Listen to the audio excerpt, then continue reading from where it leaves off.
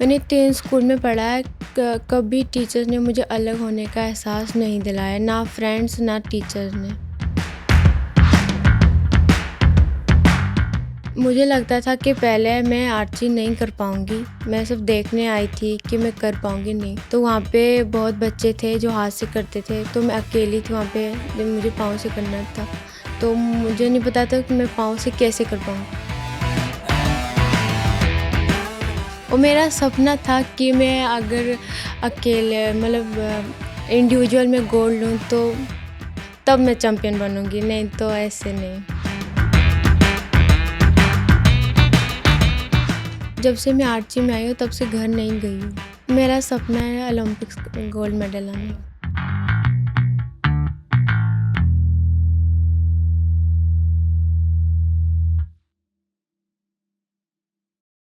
Welcome to Fit India champions podcast powered by Goqii, जहां मैं आपकी होस्ट एकता विश्नोई कुछ ऐसे फिट इंडिया के चैंपियन से आपकी मुलाकात कराती हूं जिनकी एक्स्ट्रा ऑर्डिनरी पर्सनालिटीज न सिर्फ एथलीट्स को बल्कि सभी भारतीयों को प्रेरित करती है। आज के इस एपिसोड में जिंदगी में इतने चैलेंजेस के बावजूद एडवर्सिटी के ऊपर जीत की एक्स्ट्रा ऑर्डिनरी जर्नी से सरप्राइज होने के लिए तैयार रहें। जम्मू के लोयधर गांव में एक ऐसी एथलीट उभर कर आई जो पोकोमिलिया के कारण अपर लिम्स मतलब दोनों हाथ के बिना पैदा होने के बावजूद एक इंटरनेशनल चैंपियन बनी। इनकी जीवन यात्रा हम सभी के लिए एक इंस्पिरेशनल स्टोरी है। आर्चरी में ट्रेनिंग प्राप्त करने के बाद उन्होंने 2022 में हाल ही में हुए एशियन पैरा गेम्स में 2 गोल्ड मेडल जीतकर अपना नाम हिस्ट्री में स्वर्ण अक्षरों से लिख डाला है। 2023 में उन्हें एशियन पैरालंपिक कमेटी ने best youth athlete of the year की मान्यता दी है। यह वह कहानी है जिसको सुनकर दुनिया भर के करोड़ों लोग प्रेरित हुए हैं। ये वह कहानी है जो एक कॉमन पर्सन की कल्पना से परे है। आइए मिलते हैं इंडियन पैरा आर्चर शीतल देवी से। स्वागत है आपका शीतल फिट इंडिया चैंपियंस पॉडकास्ट में। शुरुआत करते हैं आपके बचपन से। तो बचपन की कोई ऐसी घटना या मेमोरी जिसने आपका जीवन के प्रति, स्पोर्ट्स के प्रति आउटलुक बदला हो, आपने सोचा कि मैं भी खेल सकती हूँ उन सब की तरह? नमस्ते, नमस्कार। मेरा नाम शीतल है। मैं किश्तवाड़ लोहिदार की रहने वाली हूँ। मैं किश्तवाड़ में पैदा हुई थी। बचपन में ही मेरे दोनों हाथ नहीं थे, फिर भी मैं अपने पाँव के साथ स्कूल जाती थी, लिखती थी, खाना खाती थी। तो फिर जब मैं 5 साल की थी तब मैं स्कूल गई थी अपने भैया के साथ। मुझे स्कूल जाना बहुत पसंद था, तो मैं स्कूल गई तो वहाँ पे सब बच्चे लिख रहे थे। तो मेरे भैया, मुझे स्कूल ऐसे लिखना तो पसंद था, पढ़ना पसंद था, तो मुझे लग रहा था कि मैं कैसे लिखूँ, पढ़ूँ। पढ़ तो रही थी पर लिखना भी था। तो फिर मैंने आराम-आराम से अपने पाँव से लिखना कोशिश शुरू की। किया। हाँ जी। तो फिर थोड़ा पहले तो गंदा-गंदा लिखना आता था, फिर आराम-आराम से वो अच्छा-अच्छा लिखना सीख गई मैं। बहुत सुंदर। उसके बाद मैं अपने स्कूल में ही पढ़ती थी, लिखती थी, खेलती, अपने दोस्तों के साथ खेलती भी थी। बहुत अच्छा था। तो कोई ऐसा स्कूल की ऐसी कोई मेमोरी या घटना जो दोस्तों के साथ कुछ बदमाशी की हो, कुछ याद है? नहीं, वैसे तो हम खेलते थे, छुपन-छुपाई खेलते थे, पकड़न-पकड़ाई खेलते थे, खो, तो कहीं ऐसी कबड्डी। जगह छुपी जहाँ दोस्त ढूंढ नहीं पाए? हाँ जी, ऐसे भी छुपते थे हम। आपको कोई टीचर्स का याद है अपने स्कूल के कि कैसे, और आपके टीचर्स आपको, क्योंकि आप सबसे अलग थी, तो कैसे उन टीचर्स ने आपको सपोर्ट किया स्कूल में? मेरे टीचर्स बहुत ही अच्छे थे सब। पहले मैं प्राइमरी स्कूल में पढ़ती थी, फिर गवर्नमेंट मिडल स्कूल में गई, फिर गवर्नमेंट हाई सेकेंडरी स्कूल में। मैंने 3 स्कूल में पढ़ा है। कभी टीचर्स ने मुझे अलग होने का एहसास नहीं दिलाया, ना फ्रेंड्स ना टीचर्स ने। और क्या कौन से खेल खेलती थी? पकड़म पकड़ाई, छुपा छुपाई और स्कूल में? छुपन छुपाई खेलते थे, पकड़न पकड़ाई, कबड्डी खेलते थे, खो खो खेलते थे। अरे वाह! तो फिर ये आर्चरी की शुरुआत कैसे हो गई? पहले मुझे स्पोर्ट्स के बारे में नहीं पता था, कि हम तो ऐसे खेलते थे, स्पोर्ट्स के बारे में नहीं पता था। तो बाद में एक दीदी मिली थी बेंगलोर की, उन्होंने मुझे स्पोर्ट्स के बारे में बताया था। मेरे जैसे लोगों के साथ मिलाया भी था, उन्होंने मुझे स्पोर्ट्स के बारे में बताया।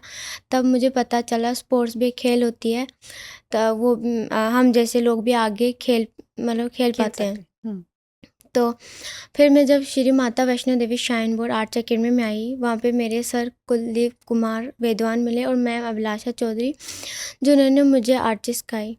मुझे लगता था कि पहले मैं आर्ची नहीं कर पाऊँगी, मैं सिर्फ देखने आई थी कि मैं कर पाऊँगी नहीं। तो वहाँ पे बहुत बच्चे थे जो हाथ से करते थे, तो मैं अकेली थी वहाँ पे, जब मुझे पाँव से करना था। तो मुझे नहीं पता था कि मैं पाँव से कैसे कर पाऊँगी। मेरे कोच सर ने मुझे बताया कि कैसे करना है। जो मेरा डिवाइस है वो सर ने खुद बनाया था, वही मेरा डिवाइस मेरा हाथ है। तो आज मैं कर पाती हूँ उससे, आज मैं वर्ल्ड नंबर 1 बन चुकी हूँ अपने कोच की मेहनत से, अपनी मेहनत से। बहुत बढ़िया। और जब आपने एशियन गेम्स में इसी तरह गोल्ड मेडल जीता, आप वर्ल्ड नंबर बन चुके हैं 1, तो क्या जब फाइनल मैच चल रहा था तो क्या चल रहा था दिमाग में चलते टाइम, और फिर जीतने के बाद कैसा लगा? सबसे पहले जब हम यहीं पे थे, कैंप में थे, तो हम अच्छी प्रैक्टिस कर रहे थे वहाँ पे, तो कोशिश थी हमारी पूरी कि हम मेडल ला पाएंगे पूरा। तो बाद में जब मैं वहाँ पे गई, सर ने बताया था कि कुछ नहीं करना है, बस अपना फोकस करना है अपने टारगेट पे। तो फिर हम वहाँ पे गए, तो वहाँ पे अच्छी परफॉर्मेंस रही। जब मैच चल रहा था तो थोड़ा सा डर लग रहा था मुझे, तो बाद मेरे मैम मेरे साथ थी, मेरे पीछे ही खड़ी थी। तो मैं देख रही थी मैम को, तो मुझे डर लग रहा था कि मतलब थोड़ा सा तो डर लगता है। तो बाद कैसे में वो डर को कंट्रोल किया? मैम पीछे थी, तो मैं जब मुझे डर लगता था तो मैं मैम को देखती थी कि थोड़ा सा उनको देख के हिम्मत आती थी। हाँ जी, कोच को देख के हिम्मत आती है कि तो बाद में मैंने खेला। लास्ट के जो 3 एरो थे, तो वो 10-10 गए। तब मुझे मतलब उम्मीद आई कि मैं गोल्ड मेडल जीत गई। और तब जीत लिया। मुझे बहुत अच्छा लगा था, मेरी आंखों में आंसू आ गए थे तब। इतनी मेहनत के बाद जब वो मुकाम अचीव करते हैं तो आंखों में आंसू आना स्वाभाविक है। तो बहुत मेहनत की होगी। कैसी रहती है आपकी ट्रेनिंग? क्या शेड्यूल रहता है इसके लिए? कितने घंटे ट्रेनिंग करनी पड़ती है? हम 6 से 7 घंटे दिन की प्रैक्टिस करते हैं। 6 और से 7 मेरा घंटे। सपना था कि मैं अगर अकेले मतलब इंडिविजुअल में गोल्ड लूँ तो तब मैं चैम्पियन बनूँगी, नहीं तो ऐसे नहीं। तो आपने बताया शीतल 6 से 7 घंटा रोज़ आप ट्रेनिंग करते हो। तो क्या है ट्रेनिंग शेड्यूल? मतलब सुबह शाम में क्या क्या होता है ट्रेनिंग में इतने घंटे?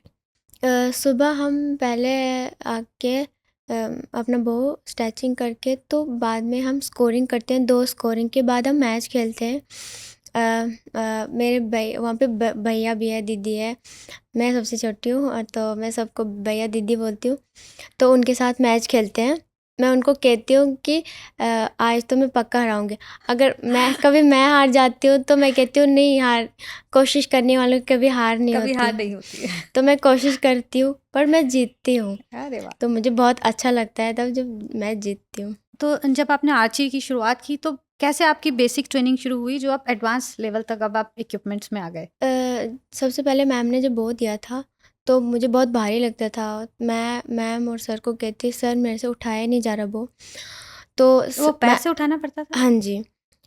फिर एक रबड़ दिया तो ताकि पैर बहुत स्ट्रॉन्ग चाहिए आपकी ट्रेनिंग पैरों की बहुत रहती है हाँ उसके जी। लिए?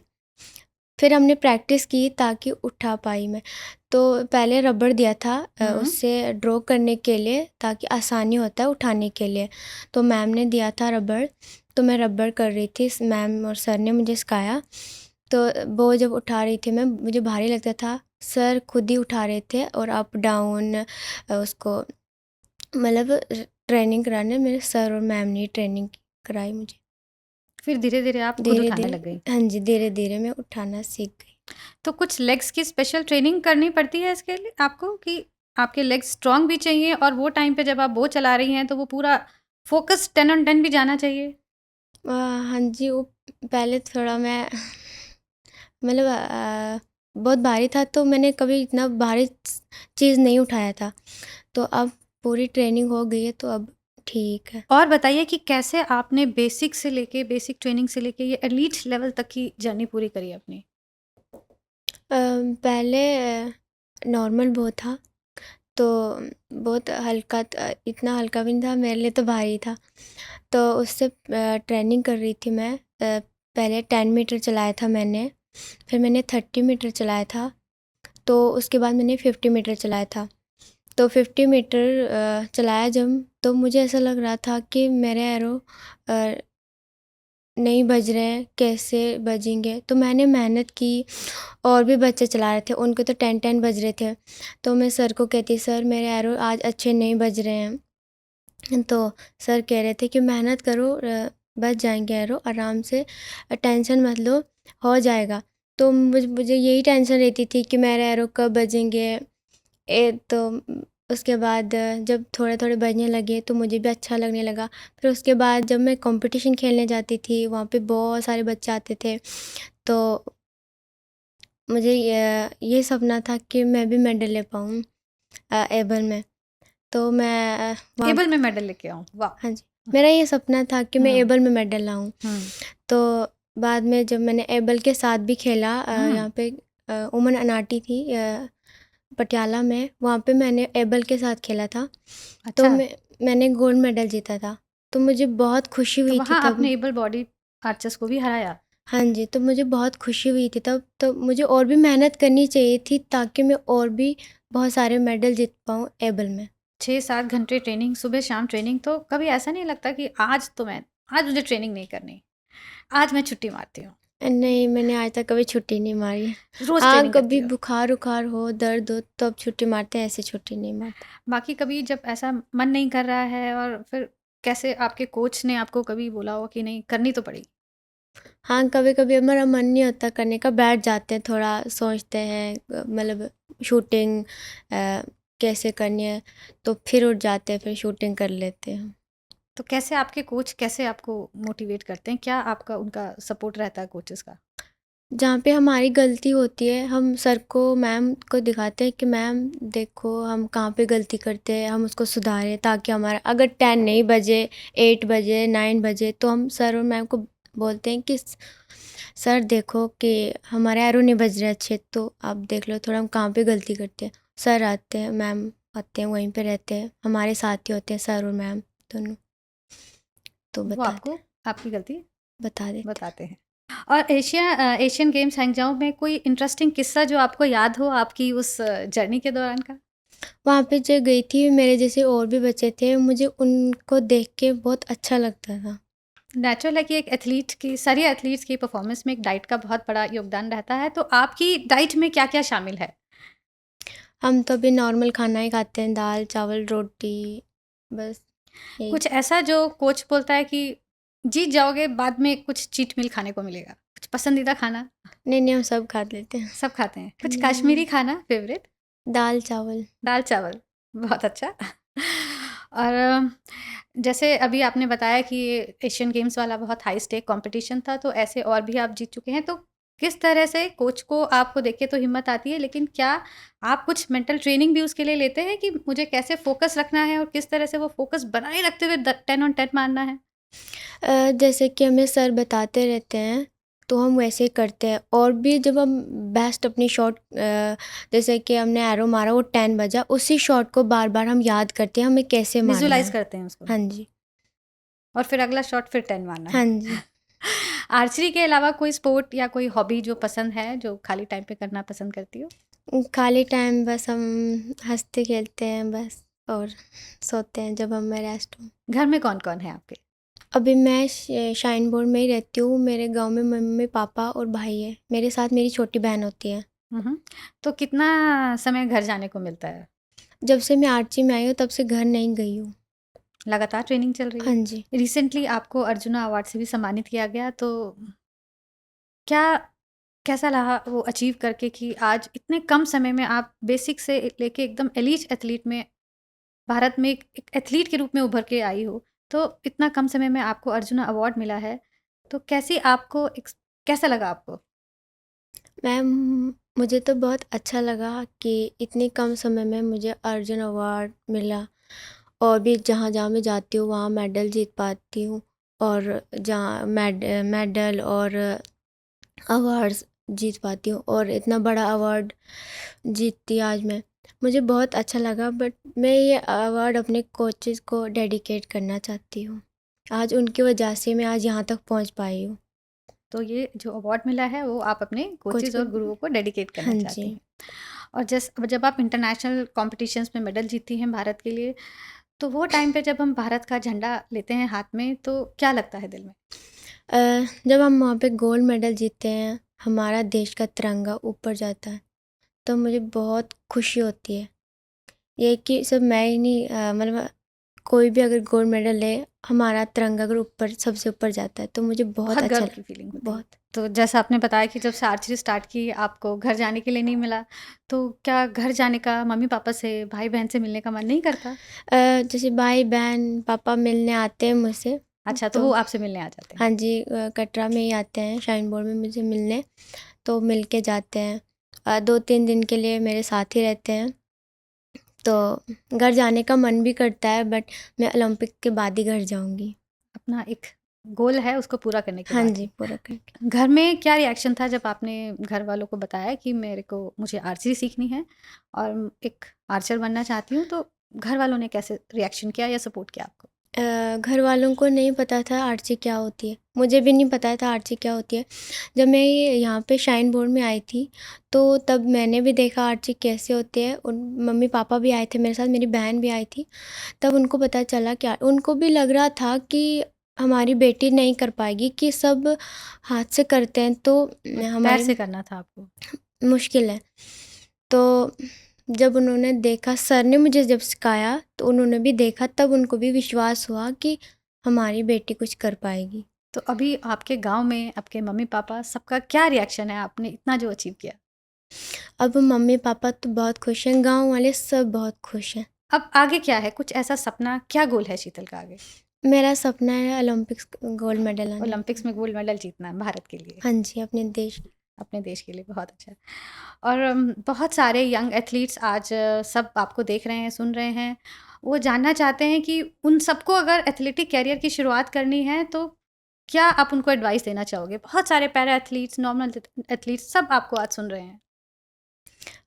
मुझे भी बहुत अच्छा लग रहा है कि सब आज जो भी मुझसे मिलने आते हैं वो कहते हैं कि आज मैंने देखा था आपको, फ़ोन में देखा था। मुझे भी बहुत अच्छा लग रहा है। मैं बाकियों को भी यही कहना चाहती हूँ कि वो भी मेहनत करें, वो भी स्पोर्ट्स में आएँ, कुछ ना कुछ खेलें अपने देश के लिए, तो वो भी आगे ज़रूर पहुँचेंगे।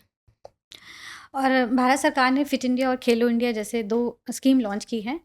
सो आपको इनके बारे में आपका क्या विचार है और क्या इनसे आपको कभी कुछ मदद मिली है? खेलो इंडिया मैंने पार्टिसिपेट किया था, बहुत अच्छी परफॉर्मेंस रही थी। खेलो इंडिया पैरा गेम्स। यस, खेलो इंडिया पैरा गेम्स में मैंने अच्छा परफॉर्मेंस किया था और मैं चैम्पियन बनी थी वहाँ पे, तो मुझे भी बहुत अच्छा लगा था कि और भी बच्चे आए थे वहाँ पे पार्टिसिपेट करने, मुझे बहुत अच्छा लगा था। तो आपका एक्सपीरियंस खेलो इंडिया पैरा गेम्स का अच्छा रहा? हाँ जी, बहुत अच्छा रहा था। बहुत बहुत धन्यवाद शीतल आपका फिट इंडिया चैंपियन पॉडकास्ट में हमसे जुड़ने के लिए आज। Thank you. फिटनेस की डोज आधा घंटा रोज़।